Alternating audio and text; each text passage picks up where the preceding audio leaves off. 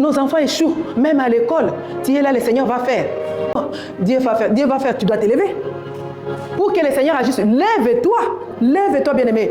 Si nous n'agissons pas maintenant bien-aimé, nos enfants n'auront plus de repères. Donc, il y a la marque de Jésus-Christ en toi. On vient à participer. Et le thème qui m'a été donné, c'est femme, Dieu te relève pour toucher ta génération. C'est vraiment un thème très profond. Femme, Dieu te relève pour toucher ta génération. Dieu a un plan merveilleux, plan d'amour pour tout et chacun de nous bien-aimés. Dans ces plans, chacun de nous a une place et un rôle à jouer. Voilà pourquoi il a dit lui-même que Dieu a tant aimé le monde qu'il a donné son Fils unique, afin quiconque croit à lui ne périsse point, mais qu'il ait à la vie éternelle. Donc Dieu a tant aimé le monde. Donc l'amour de Dieu, il l'a manifesté par nous donner d'abord son Fils, sacrifier son Fils pour nous. Qui sommes-nous? C'est une grâce. Vraiment une grâce.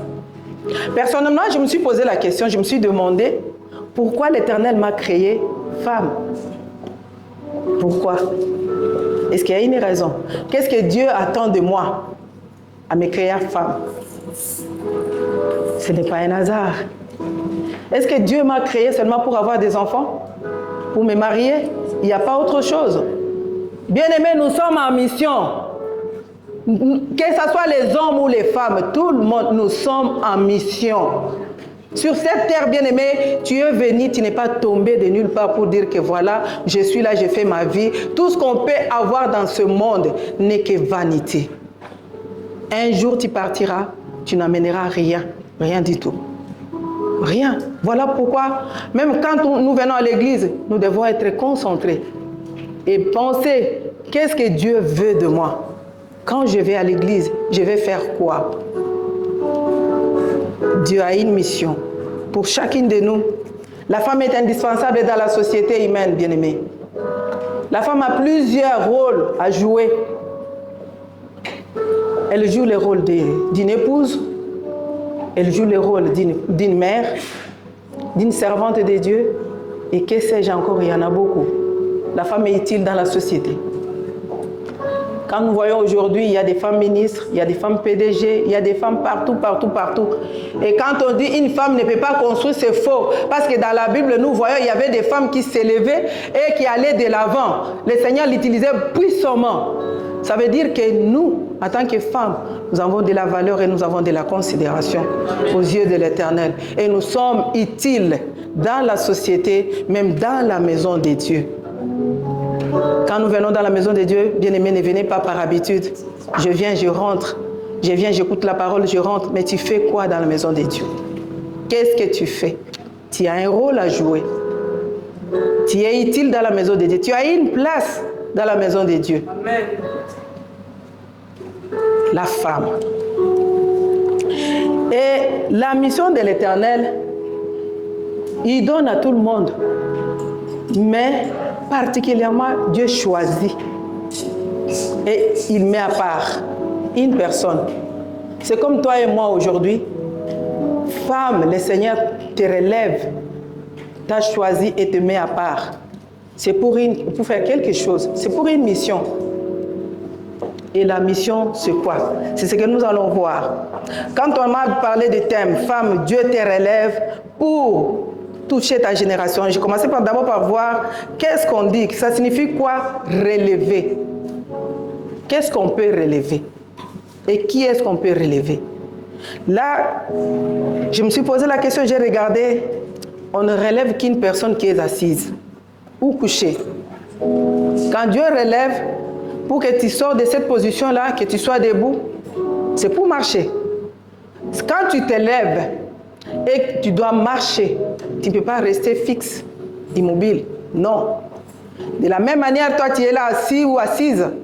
Tu ne peux pas te déplacer avec la chaise pour aller dehors. Donc, ça veut dire que tu dois t'élever. Tu vas te mettre debout pour te déplacer.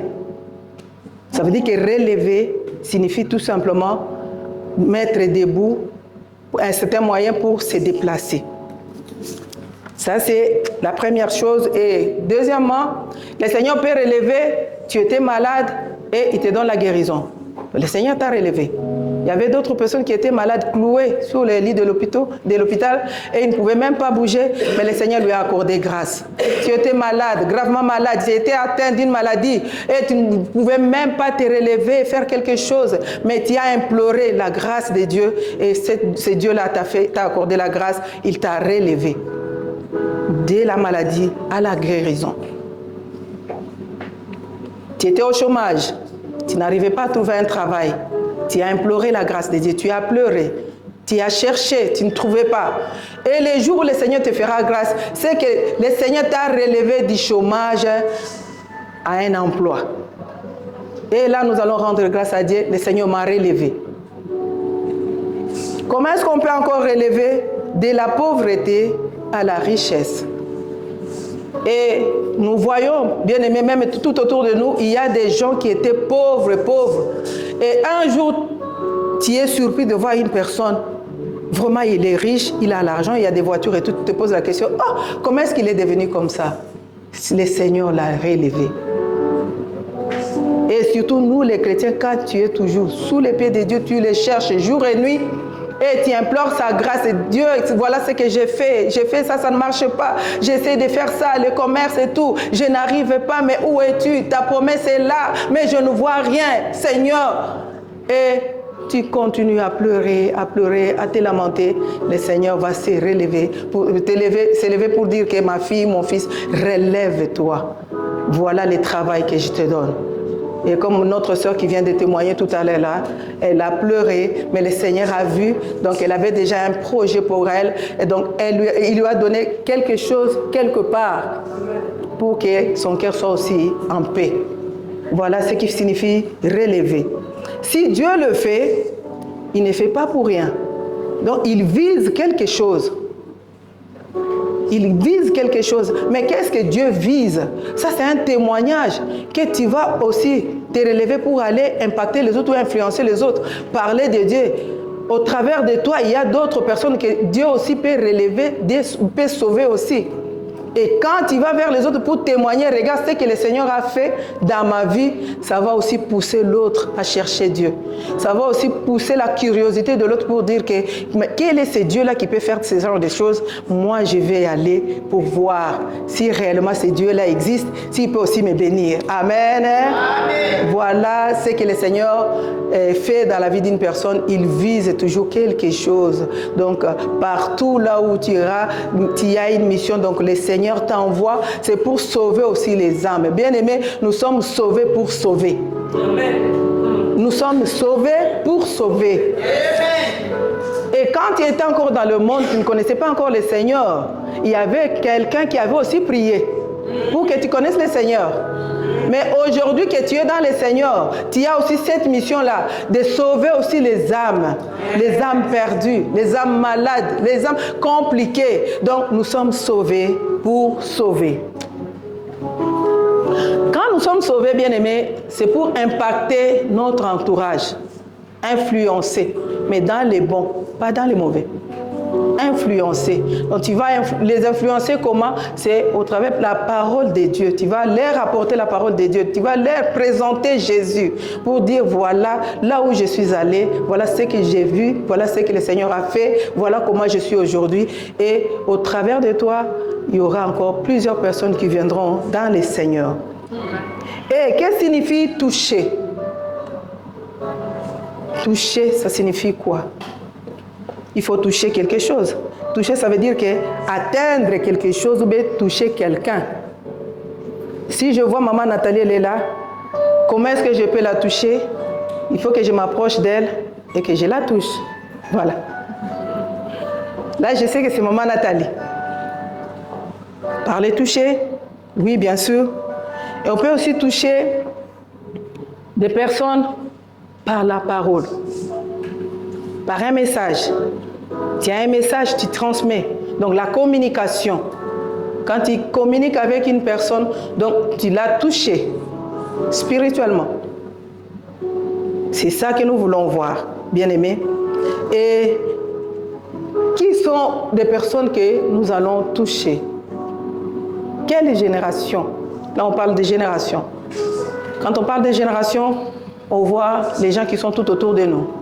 Notre environnement, le travail, la famille, donc partout là où nous sommes. C'est ça que nous allons toucher, nous allons impacter, nous allons relever par la parole de Dieu. Nous voulons voir dans la Bible, il y avait plusieurs femmes que le Seigneur avait relevées, mais aujourd'hui, nous prenons juste l'exemple d'une femme qui s'appelle Déborah. Elle était juge en Israël.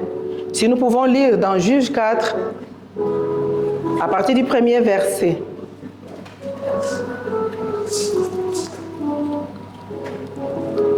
Juge 4.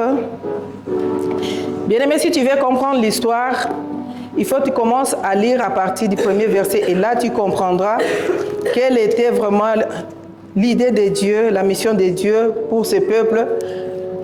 Et je vais lire la parole de Dieu. La Bible dit ceci.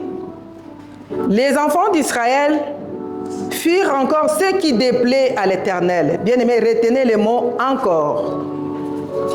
Les enfants d'Israël firent encore ce qui déplaît à l'Éternel après qu'Éhud fut mort. Et l'Éternel les vendit entre les mains de Jabin, le roi de Canaan, qui régnait à Hatzor. Le chef de son armée était Sisera et habitait à Aroshed Goïm. Les enfants d'Israël crièrent à l'Éternel, car Jabin avait 900 chars de fer, et il opprimait avec violence les enfants d'Israël depuis 20 ans. Dans ce temps-là, Déborah, prophétesse, femme de Lapidote, était juge en Israël. Elle siégeait sous les palmiers de Déborah, entre Rama et Bethel, dans la maison d'Éphraïm, et les enfants d'Israël montaient vers elle pour être jugés. Elle envoya appeler Barak, fils d'Abinoab, de Kedesh, de Nephtali, et elle lui dit, « N'est-ce pas l'ordre qu'a donné l'Éternel, le Dieu d'Israël? Va, dirige-toi sur le mont Tabor et prends avec toi 10 000 hommes des enfants de Nephtali et des enfants des Zabilon. J'attirerai vers toi au torrent de Kétor, Sisera, chef de l'armée des Jabins, afin de avec ses chars, ses troupes, et je les livrerai entre tes mains. » Barak lui dit, « Si tu viens avec moi, j'irai avec toi. » Donc, si tu viens avec moi, j'irai. Mais si tu ne viens pas, avec moi, je n'irai pas. Elle répondit, « J'irai bien avec toi, mais tu n'auras pas de gloire sur la voie où tu marches, car l'Éternel livrera Sisera entre les mains d'une femme. » Et Déborah s'éleva. Elle s'est rendue avec Barak à Kedesh, parole du Seigneur. Amen. Bien-aimés, c'est profond quand vous lisez l'histoire des enfants d'Israël. Pourquoi j'ai dit les enfants d'Israël, ils ont fait quelque chose qui déplaît à l'Éternel. Donc encore, à chaque fois, les enfants d'Israël tombaient dans les péchés, ils se repentaient, ils se relevaient, et c'était toujours ça. Il y avait des juges à l'époque en Israël, et quand Éhud est mort, Dieu a relevé maintenant Déborah, la prophétesse. Parmi les hommes bien-aimés, il y avait des juges, des juges hommes. Mais cette fois-ci, l'Éternel a choisi Déborah pour relever Israël. Israël était dans la souffrance totale. Israël pleurait jour et nuit. Pourquoi? Ils étaient menacés. Menacés. Le roi Jabin était là avec ses 900 chars de fer. Et Israël, ils étaient sans force. Ils ne pouvaient rien. Mais cette fois-ci, l'Éternel a vu une femme. Amen. Il y a une femme parmi nous. Il y a une femme que le Seigneur a vue cet après-midi. Il y a une femme que le Seigneur veut relever cet après-midi. Gloire au Seigneur. Bien-aimés, qui était Déborah? Nous venons de lire l'histoire de Déborah. Déborah était juge en Israël. Non seulement juge, elle était aussi prophétesse. Je ne veux pas entrer trop, être juge. Non, mais aujourd'hui nous allons parler de la prophétesse. qu'est-ce que le Seigneur a fait au travers d'elle? Elle était un canal que le Seigneur utilisait, un canal que le Seigneur parlait, donnait des messages, communiquait pour le peuple d'Israël qui était dans la détresse. C'est comme toi et moi aujourd'hui. Notre génération est dans la détresse.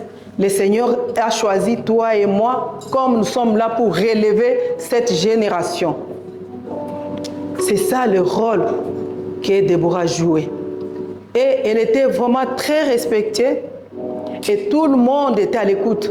Quand elle parlait, il y avait la sagesse qui sortait d'elle, tout simplement parce que le Seigneur l'utilisait. Et tout le monde venait vers elle. C'est ce que le Seigneur nous demande. Nous sommes en mission, bien-aimés. Nous sommes en mission. Nous voulons être comme Déborah, dans nos maisons, dans notre entourage, dans la maison de Dieu.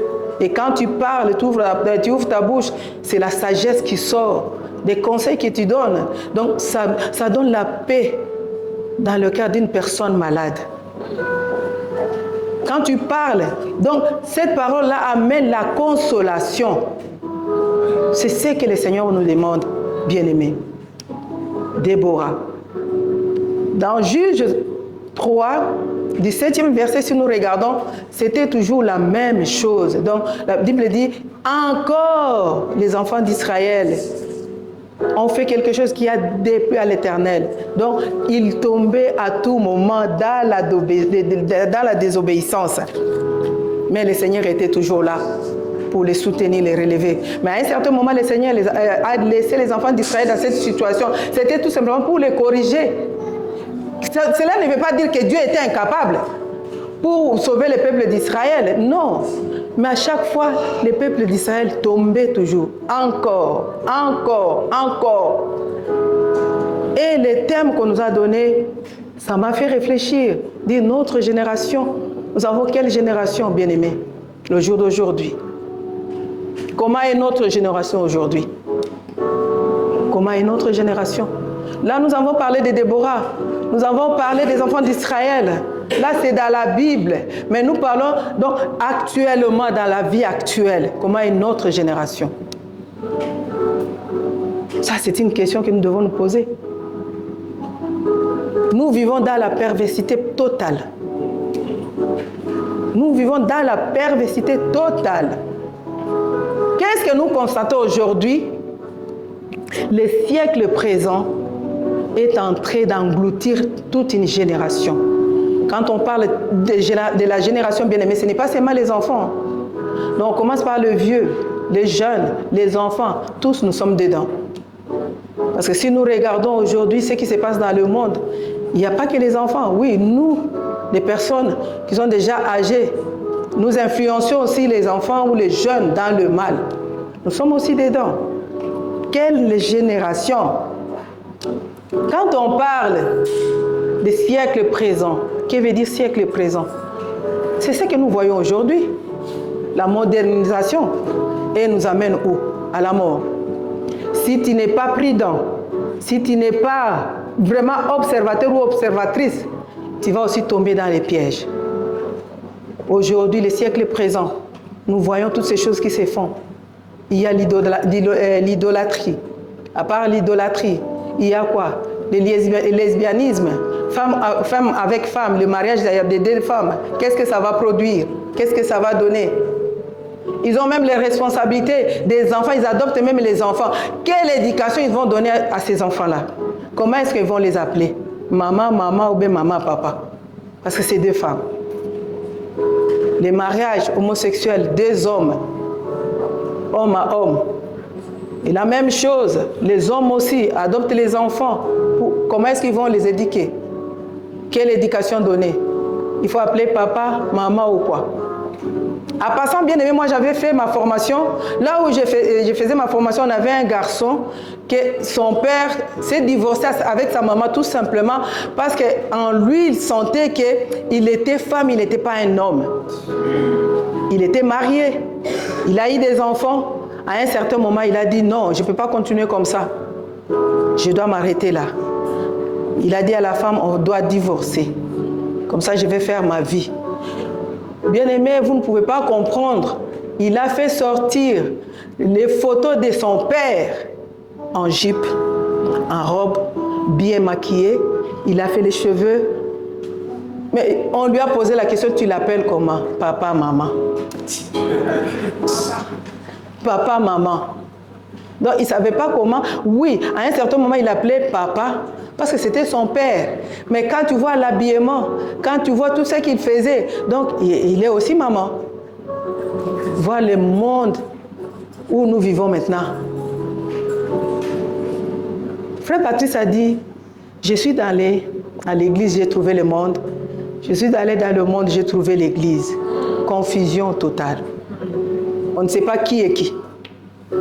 On ne sait pas qui est qui. Le siècle présent, c'est l'alcool. Nous voyons comment nos enfants sombrent maintenant dans l'alcool. La génération d'aujourd'hui, dans l'alcool, dans l'occultisme. Comment est-ce qu'on appelle le siècle présent? Est-ce quelque chose ou qui va nous apporter quelque chose? Non, rien du tout. Les banditismes. Il y a des gangs, des groupes de gangs, par-ci, par-là. Pas loin que le mois passé, au canton de Valais. C'était d'abord au canton de Vaud, et ils ont donné rendez-vous pour aller se bagarrer au canton de Valais. 2 groupes de gangs. Et je vous dis, bien aimé, cet enfant, aujourd'hui je vous parle, donc je ne sais pas, il a vraiment une grande cicatrice ici, parce qu'il a été poignardé. Il a eu quand même le courage lui-même d'appeler sa maman pour lui dire que je suis blessé. Et on a appelé l'ambulance pour l'amener à l'hôpital. 2 groupes de gangs. Donc l'abomination est entrée, mais est atteint vraiment les lieux très saints. Les lieux saints. Si tu vas plus loin, tu vas en Suède, là on a même fait, vraiment, on a voté pour ce mariage-là. Et la majorité, c'était où? C'était dans l'église. Hein. Et la majorité, on a accepté les mariages entre des hommes. Voilà la perversité que j'ai dit. Où est-ce que ce monde nous amène? Où est-ce que ce monde nous conduit? En Allemagne, je peux vous dire, là encore, donc il n'y a pas d'inceste. Il n'y a pas d'inceste. Donc, le père et la fille peuvent aller ensemble, il n'y a pas de souci, il n'y a pas de condamnation. C'est autorisé. Un frère peut aller avec sa sœur, il n'y a pas d'interdiction. Or, la Bible nous dit autre chose. La Bible interdit toutes ces choses-là. Mais la génération actuelle, toutes ces choses-là, c'est fait. Les divorces, n'en parlons même pas. Et dans les divorces, qui souffrent, ce sont les enfants. Les pauvres, les malheureux, les enfants. Pose des questions aux enfants et comment est-ce qu'ils vont s'exprimer la douleur dans leur cœur pour dire que papa et maman sont séparés, soit on est resté avec maman, soit on a des gardes partagés entre maman et papa. La souffrance, ce n'est pas aux 2 parents parce que chacun fait sa volonté, mais la volonté des enfants, non, ça ne compte pas. La vie des enfants. Et la vie de ces enfants-là sont détruites, tout simplement parce que 2 personnes se sont divorcées. Chacun a pris sa direction et la souffrance maintenant c'est les enfants. Quel monde nous vivons? Quelle génération bien-aimée? Femme, relève-toi pour toucher ta génération. Voilà la génération que nous voulons toucher. Parce qu'il y a toutes ces choses-là. Ce n'est pas pour rien, bien-aimé, que le Seigneur t'a dit aujourd'hui, relève-toi. C'est pour aller sauver ce peuple, pour aller sauver cette génération. Bien-aimé, j'ai dit, nous sommes en guerre. Si toi, tu ne crois pas, tu n'acceptes pas, mais moi, je te dis que nous sommes en guerre. Qui croit que nous sommes en guerre? Nous sommes en guerre.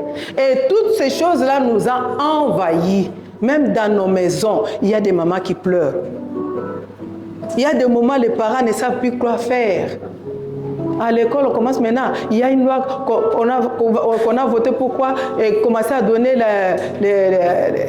l'éducation sexuelle même au bas âge. Qu'est-ce qu'ils vont faire avec ça? Au bas âge. Bien-aimés, c'est nous, les enfants de Dieu, que nous devons nous lever. C'est nous. Le gouvernement décide à notre place. Mais pour l'éducation de nos enfants, nous, on est devenus faibles. On ne sait plus décider, on ne sait plus parler, on ne sait plus quoi faire. On est perdus. Perdus. Tout simplement, nous n'avons plus la liberté de conduire nos enfants comme nous le voulons. Taper un enfant bien aimé demain, c'est l'école qui va t'appeler. C'est la police qui va t'appeler. Pourquoi tu as tapé cet enfant? Pourquoi tu as fait ceci? Tu n'as pas droit. À tes propres enfants, tu n'as plus droit. Voilà comment notre génération commence maintenant à aller dans le fond, les faits fonds. Si tu veux donner une punition à ton enfant, demain il va aller dire à l'école. Bien aimé l'exemple de moi-même. Mon fils, il allait à l'école, il rentrait avec son carnet. Et quand il revenait avec son carnet, il les cachait parce qu'à chaque fois que je vérifiais, il y avait toujours de mauvaises notes, il y avait toujours des remarques, il y avait toujours ça. Et j'étais au bout, moi et mon mari. C'est quoi? Et cet enfant à la maison, c'est un enfant modèle. Un enfant exemplaire. Il ne parle pas, il ne fait rien. Mais quand il arrive à l'école, là, il se joue avec ses amis, il a un autre comportement. Il a un autre comportement. Et ce jour-là, comme ils amenaient toujours le vendredi les carnets, on doit signer les samedis et retourner avec ça le lundi à l'école. Je lui demande, donne-moi ton carnet, je vais signer. Et cette fois, il a dit non, j'ai oublié à l'école. Il n'avait pas oublié, il avait peur. Parce que je lui avais dit, si tu viens encore avec ton carnet ici à la maison, est-ce qu'il y a encore des remarques, des mauvaises notes, je vais te taper. Et quand il y avait des notes, des mauvaises notes, il y avait déjà des remarques, il a préféré laisser ça à l'école. Malgré cela, je lui ai frappé comme il faut. Je dis, prochainement, tu ramènes ça. Si tu ne ramènes pas, je vais encore répéter. Et il est allé à l'école. On lui a posé la question. Comme je l'avais frappé, il y avait des traces. Moi, je n'avais pas vu. Et on lui a posé la question, d'où vient cette trace? Il a dit, c'est ma mère qui m'a frappé. La monitrice l'a amené directement à l'infirmerie. Arrivé à l'infirmerie, l'infirmière regarde tout. On va voir le directeur. Et on va voir. Donc, on a appelé tout le monde. Le message est passé partout. Moi, je ne savais pas. Et on lui a dit prochainement, si tes parents te frappent encore, tu viens nous dire. Naïf qu'il était, il ne savait pas qu'est-ce que ça allait engendrer après. Et il a connu encore ce même erreur-là. Cette fois-ci, je l'ai encore tabassé. Et arrivé à l'école, lui-même, il est allé se livrer pour dire que voilà, ma mère m'a tapé encore aujourd'hui. Ah, c'est vrai? Oui, ok. Il y a une lettre qui arrive à la maison. Nous sommes convoqués à l'école. Bien aimé, je ne m'attendais pas. Convoqué à l'école, lui aussi n'a rien dit. Bon, il ne savait même pas qu'est-ce qui allait se passer. Et comme mon mari travaillait, moi je ne travaillais pas, moi je dis, ben, toi va au travail, moi je vais aller répondre. J'arrive là-bas, je croyais que c'était seulement avec les directeurs ou bien la maîtresse. Oh, quelle surprise bien aimée. J'entre, j'ouvre la porte comme ça. Il y a 7 personnes qui me reçoivent. Ouh là là, 7 personnes. Ok. Bonjour madame, bonjour et tout. Voilà, vous êtes convoqué, vous savez ce qui s'est passé. Moi je dis non, je ne connais rien. Qu'est-ce qui s'est passé? Non, on vous a convoqué parce que vous avez tapé votre fils et tout. Vous n'avez pas droit et vous ne pouvez pas faire ça et tout. Et le directeur a haussé les tons. Le directeur a haussé les tons, il commence à m'engueuler. Je ne pouvais rien dire, je le regardais.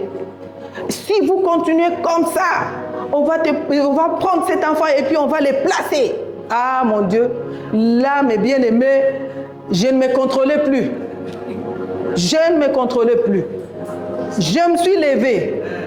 J'ai tapé sur la table, boum, tout le monde me regardait. Je lui ai posé la question, tu as des enfants? Oh ben, moi j'ai une petite fille. Moi, ben, c'est bien dit. Vous avez une petite fille. Moi je vais éduquer mon enfant et vous allez m'interdire. Et vous avez dit que vous allez prendre mon enfant pour aller les placer.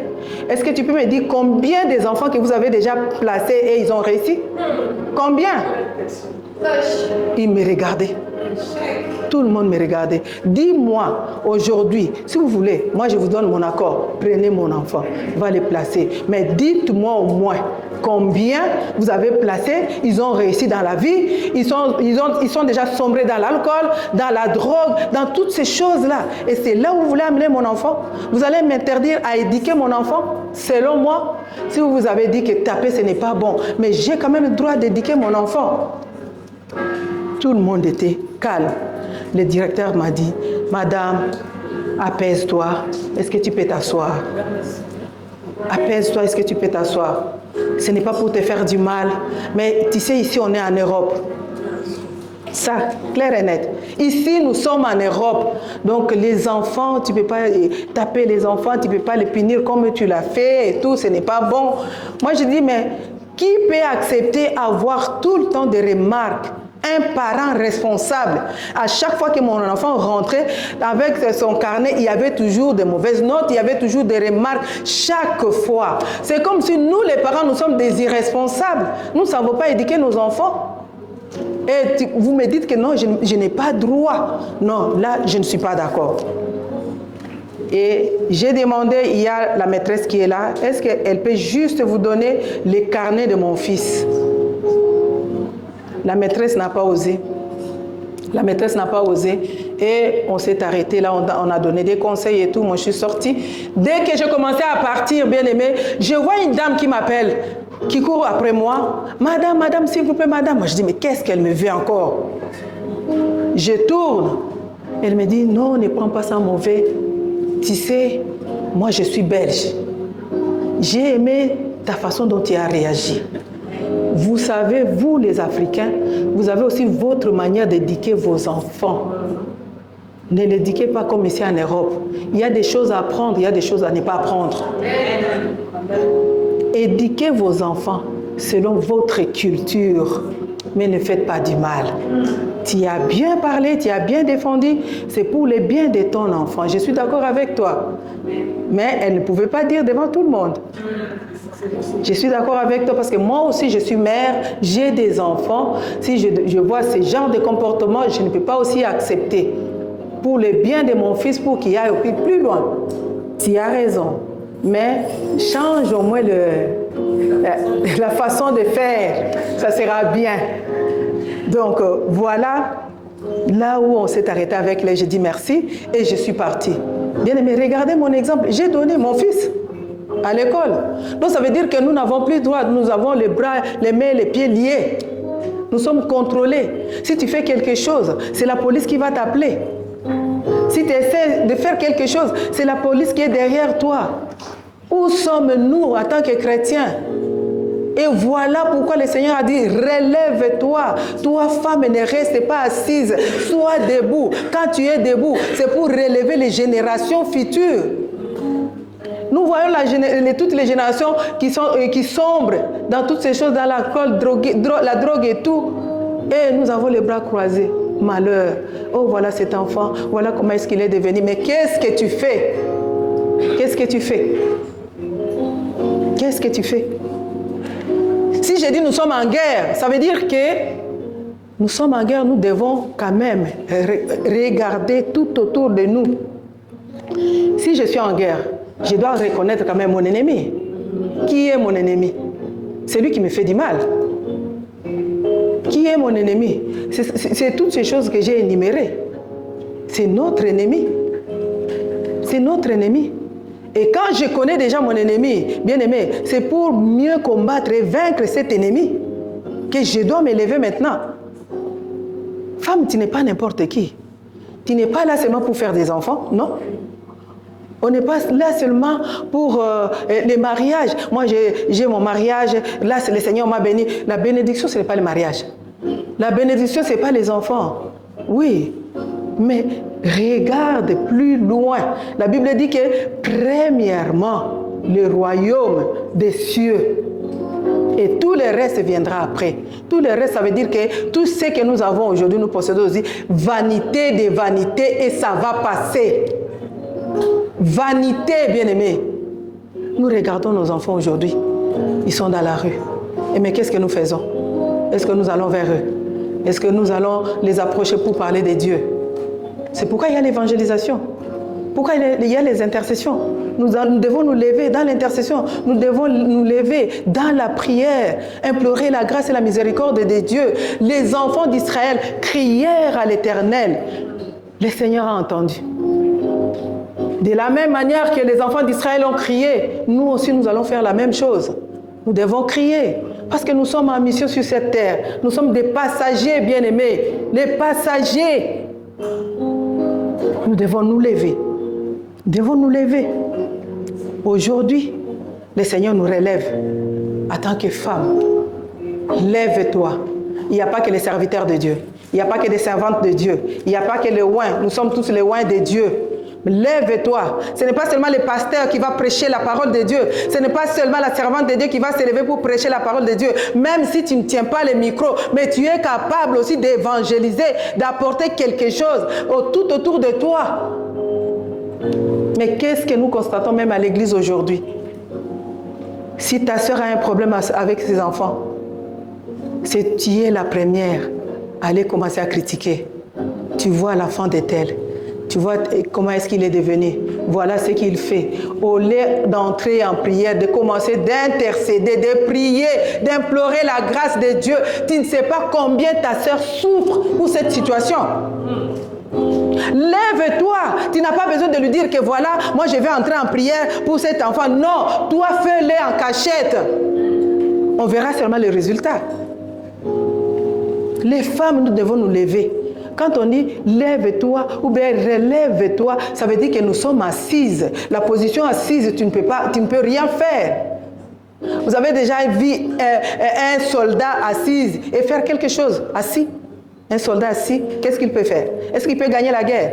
Non. Non. Mais vous croyez qu'avec son arme, il peut faire quelque chose? Mais il doit se lever. Tu t'élèves, tu marches. C'est là où tu vas constater tout autour de toi s'il y a des dégâts. Nous avons des enfants bien-aimés. Quel héritage laisser à ces enfants? Il n'y a que la parole de Dieu. Il n'y a pas autre chose que la parole de Dieu. Si nous parlons qu'il y a même l'abomination qui est entrée, même dans la maison de Dieu. Donc ça veut dire que nous, les chrétiens, nous ne sommes pas épargnés. Nous ne sommes pas épargnés, nous sommes en guerre. Est-ce que nous devons continuer toujours comme ça? Est-ce que nous devons continuer dans cette position-là? Tu es à l'église, maman. Même les papas. Qu'est-ce que vous faites à l'église? Tu viens, tu pars, tu fais quoi? Combien déjà tu as déjà évangélisé tout autour de toi? Combien déjà tu as prêché déjà la parole de Dieu? Combien déjà tu as présenté Dieu? C'est lui qui t'a sauvé. Combien? Bien-aimé, prêcher, ce n'est pas seulement tenir le micro. Non, nous devons aussi prêcher par l'exemple. Par notre façon d'être, par notre comportement. Ta façon de parler peut éduquer beaucoup de gens. L'évangile sans parole. Nous croyons que si je prends le micro, je prêche comme ça, ah là vraiment ils ont... Non, l'évangile sans parole, mon habillement, mon accoutrement peut aussi éduquer les autres. Ma façon d'être, que ce soit au travail, que ce soit à la maison, partout dans ma famille. Bien aimé, les dimanches, il y a en arrière là-bas 2 dimanches, j'avais dit à l'Assemblée, moi je dis, si jusqu'à présent, on ne t'a pas collé un nom, donc tu es encore avec eux. Si on ne t'a pas encore collé un nom, tu es encore avec eux. Tu es encore dans le monde. Parce que si tu t'es déjà détaché de toutes ces choses, bien aimé, on va te coller un nom. Ah, maman pasteur arrive, mais tu n'es pas maman pasteur. Ah, le pasteur arrive, mais tu n'es pas pasteur. Tout simplement, tu reflètes l'image de Christ en toi. Tu portes le sacerdoce de Jésus en toi. Et que quand tu parles comme ça, on craint. Ah, elle est venue, elle va encore nous parler, elle va encore faire ceci. L'image de Christ, les sacrifices de Christ que tu portes en toi et tu marches avec toi partout. C'est ce que le Seigneur nous demande. Les femmes, sortez dans des distractions, sortez dans la distraction, bien-aimés.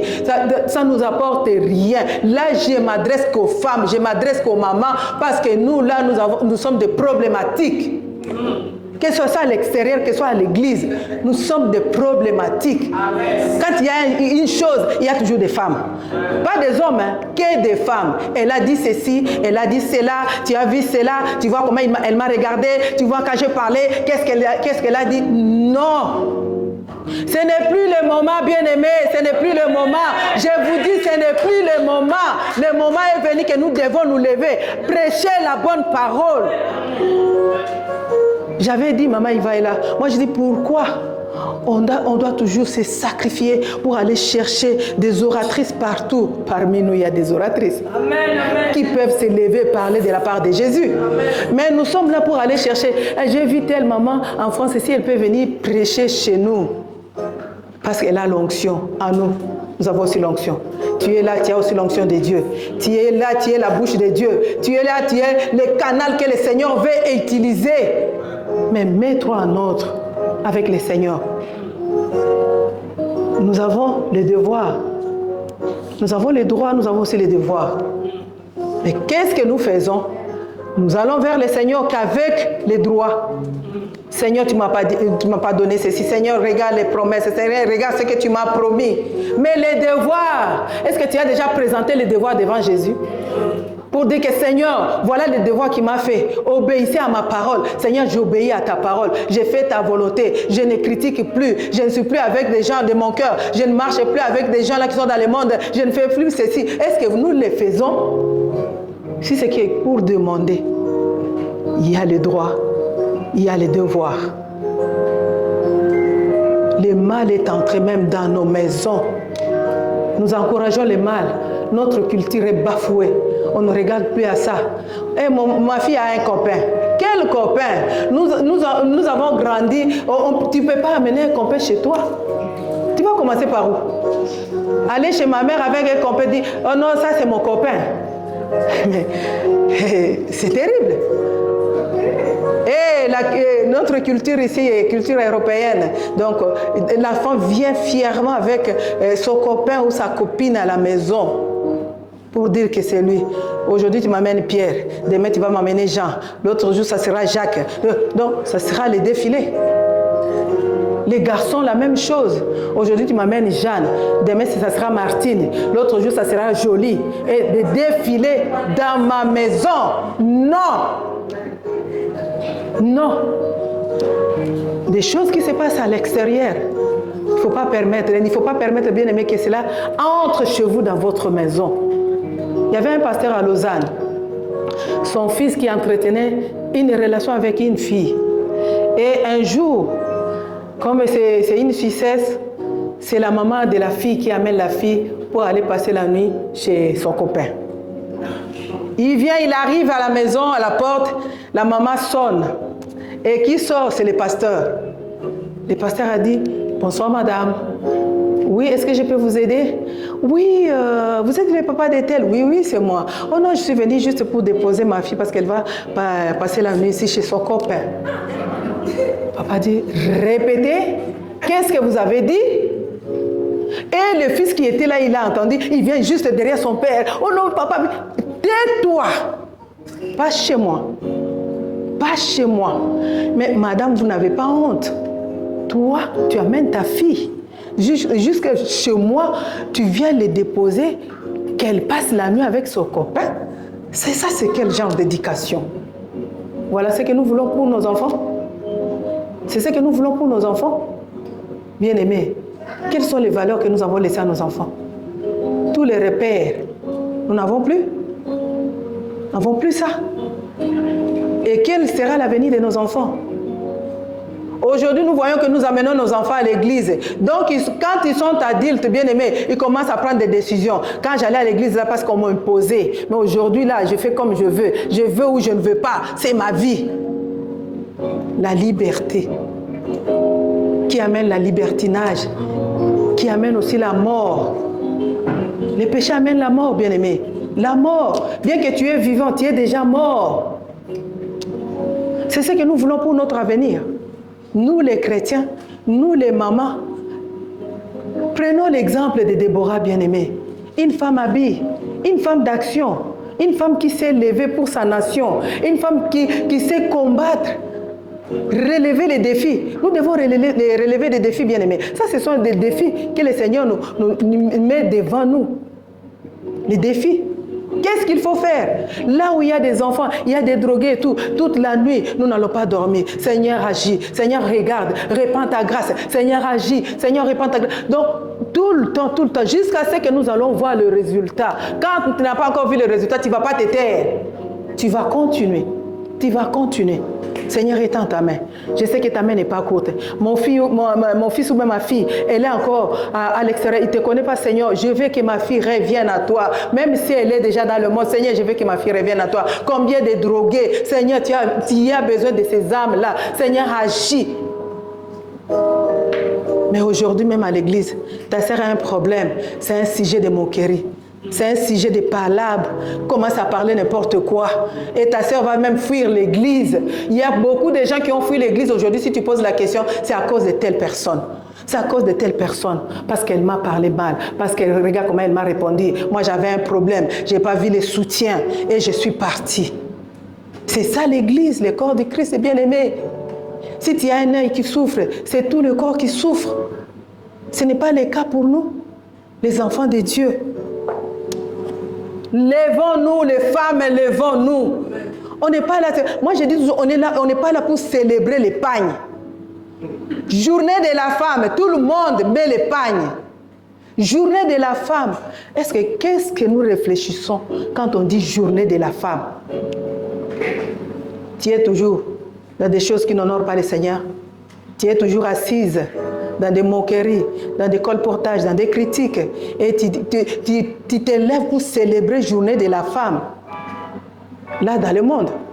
Mais dans le Seigneur, c'est là où nous devons prendre conscience que nous avons un danger. Il y a un danger qui guette notre génération. Qu'est-ce qu'il faut faire? Nous devons nous lever. La journée de la femme. Là, on commence à prier. Journée des mères. Oui, nous sommes aujourd'hui, le 10 mars, journée des mères. Ça, c'est vrai. Mais tu commences maintenant à faire un bilan. Nous devons au moins arriver à faire le bilan. J'ai fait maintenant le bilan. En tant que mère, qu'est-ce que j'ai réussi? Ou je n'ai pas réussi? Quel a été mon rôle en tant que mère, responsable, épouse? Qu'est-ce que j'ai fait? Qu'est-ce que tu as déjà accompli de bon? Dire que Seigneur, là c'est bon. Mais voilà, il y a encore des projets, il y a encore des tâches. Je dois encore avancer avec le Seigneur. Ne dormez plus, bien-aimés, ne dormez plus. Ne dormez plus. Nos enfants échouent, même à l'école. Tu es là, le Seigneur va faire. Les enfants échouent. Mais, donc, tu es là, tu dis toujours que non, Dieu va faire. Dieu va faire, tu dois te lever. Pour que le Seigneur agisse, lève-toi. Lève-toi, bien-aimé. Nous lisons vite le passage de Jérémie 9. Non, Proverbe 22. Le Proverbe 22 qui est dit la parole de Dieu. Dans le livre des Proverbes. La Bible dit, ne déplace pas la borne ancienne que tes pères ont posée. Ne déplace pas les bornes anciennes que les pères ont posées. Mais aujourd'hui, qu'est-ce que nous voyons? Toutes les bornes. Donc, il n'y a plus de bornes. On a tout enlevé. Ça veut dire la parole de Dieu, la crainte de Dieu, les commandements de Dieu, les principes de Dieu. On a tout enlevé. Il n'y a plus de limites.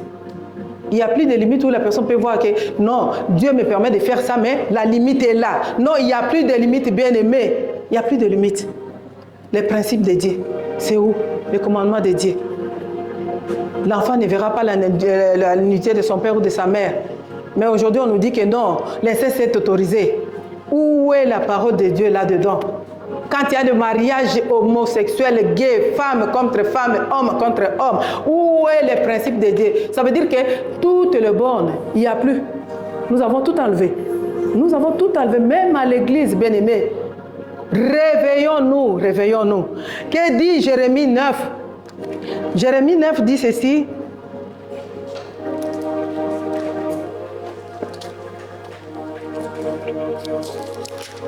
J'ai lu la parole de Dieu dans Jérémie 9, 17.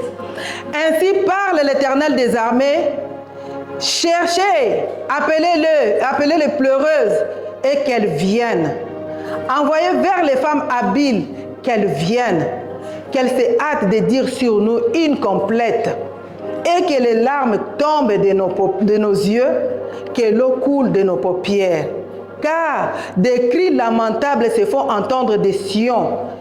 Et quoi? Nous sommes détruits. Nous sommes couverts de honte. Il nous faut abandonner le pays. On a renversé nos demeures. Femmes, écoutez la parole de l'Éternel. Dieu cherche des pleureuses. Ceux-là qui vont commencer à pleurer pour implorer la grâce de Dieu et la miséricorde de Dieu. Dieu cherche des femmes habiles qui vont s'élever. Même dans nos églises, bien-aimés, la majorité dans nos églises, c'est les femmes. Hein? Si la femme est debout, l'église est debout. Parce que les hommes, quand ils viennent au Seigneur, il y a des raisonnements. Mais la femme vient totalement avec son corps, son âme et son esprit. Mais pas les hommes parce qu'ils raisonnent. Donc la majorité, les femmes, lèvons-nous. Lèvons-nous comme Déborah. Est-ce qu'il y a des Déborah parmi nous? Est-ce qu'il y a des Déborah ici? Est-ce qu'il y a une femme Déborah ici qui va s'élever? Les femmes Déborah qui va proclamer la parole de Dieu, qui va aller sauver le peuple. Va, le Seigneur te dit que lève-toi. Marche, marche, marche. Nos valeurs sont bafouées. Nos valeurs sont bafouées aujourd'hui. Si nous n'agissons pas maintenant, bien-aimés, nos enfants n'auront plus de repères. Il n'y aura plus rien. Il n'y aura plus rien. Voilà ce que le Seigneur nous demande. Dieu cherche des femmes remplies du Saint-Esprit. Dieu cherche des femmes qui sont dans la crainte de l'Éternel, qui craignent Dieu. Dieu cherche des femmes qui proclament la parole de Dieu aux autres. Proclamer, tu ne dois pas être seulement serviteur de Dieu bien-aimé. Là, je vous en supplie. Même à ton niveau, tu peux aussi proclamer la parole de Dieu. Tu peux aussi gagner les âmes partout. Par ton comportement, même tes voisins, tu peux aussi les gagner. Par ton comportement, tu peux aussi gagner tes amis au travail. Par ton comportement bien-aimé, ta façon d'agir, on dira que non, celui-là ou celle-là, elle n'est pas comme nous. Donc, tu as la marque de Jésus-Christ en toi. Amen. Lèvons-nous, bien-aimés. Lèvons-nous. Le Seigneur a besoin de nous. Le Seigneur a besoin de nous, bien-aimés. Nous sommes nombreux. Voilà, aujourd'hui, j'ai béni le Seigneur quand on a dit, c'est maman, notre maman qui va modérer. Et c'est la première fois, je n'ai pas encore modéré. C'est toujours comme ça. On commence toujours par des petites choses et on avance jusqu'à ce que tu iras plus loin. Le Seigneur nous appelle pour aller plus loin. J'aime l'excellence. Et quand il y a l'excellence, bien-aimé, tout le monde va te voir. Parce que celle-là et les autres qui sont jaloux se diront, qu'est-ce qu'elle se croit? Donc, elles vont commencer à dire n'importe quoi. Mais tu sais ce que tu fais avec le Seigneur. Toi, tu parles. Moi, j'avance avec le Seigneur. Toi, tu me critiques. Mais moi, j'avance avec le Seigneur. Tu parles de moi. Mais moi, j'annonce la parole de Dieu. Je gagne les âmes de Dieu. Que le Seigneur vous bénisse.